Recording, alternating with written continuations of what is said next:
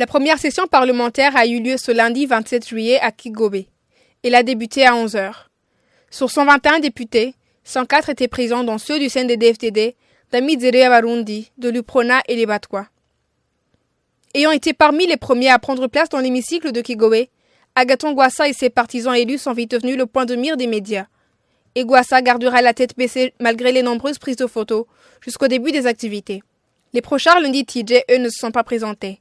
Né en 1941, l'honorable Terence Dikumasao était pressenti pour présider cette session inaugurale, car étant le plus âgé de tous les députés. Il ne se présentera pas et ce rôle reviendra à Immaculée Nahayo, né en 1948. Pour Rwasa, siéger à l'hémicycle est une façon pour lui de ne pas trahir ceux qui l'ont élu. Il faudrait plutôt entrer d'abord dans les institutions pour mieux revendiquer ses droits. Donc, ce n'est pas que nous abdiquons à nos revendications des mécanismes démocratiques dignes de son nom. Pas du tout.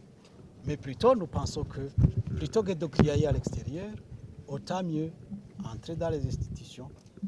Surtout que, pour ce qui est de l'Assemblée nationale, c'est un mandat du peuple. C'est le peuple qui nous y a envoyés en donnant ces voix-là. On ne doit pas quand même les décevoir. Ils ont le droit d'être représentés. C'est cela que nous essayons de mettre en pratique. Agathon estime que son geste n'est en rien une trahison. Il demande du temps avant que ses partisans portent des jugements sur cette attitude. Une décision comme celle-ci ne peut pas enchanter tout le monde, mais je crois qu'au fil du temps, ils vont réaliser eux-mêmes que ce n'est pas une trahison que l'on aura fait, mais qu'on fait ce que nous faisons pour leur propre intérêt.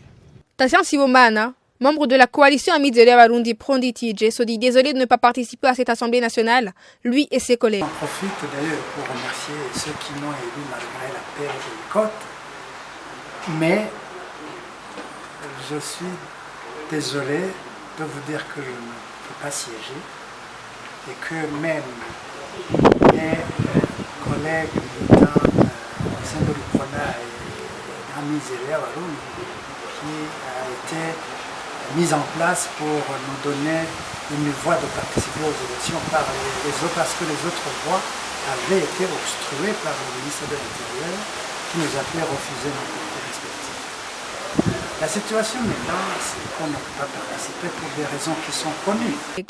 En ce qui concerne Agathon, il espère encore que celui-ci reviendra sur sa décision. Tout le monde n'est pas nécessairement preneur de cette option. Et je pense qu'il reste encore peut-être une brèche pour se ressaisir et rester au moins au niveau des principes de ne pas participer au gouvernement. Je pense qu'il y a encore une brèche. Cette session a abouti à une commission chargée d'étudier les amendements du règlement d'ordre intérieur. Les membres de cette commission sont 3 du CNDD-FDD, Edouard Ndouimana, Momamo Karegwa et Victor Woli-Kukiye, 2 de la coalition Amizero y'Abarundi, Léopold Hakizimana et Noé Mbonigawa, 1 de l'UPRONA, André Ndaizamba et 1 Moutoua, Vincent Sukunowa. Le règlement d'ordre intérieur amendé sera adopté demain dans l'après-midi et sera aussitôt transmis à la Cour constitutionnelle. Selon les prévisions de la nouvelle Assemblée nationale, l'élection du bureau pourrait intervenir ce vendredi.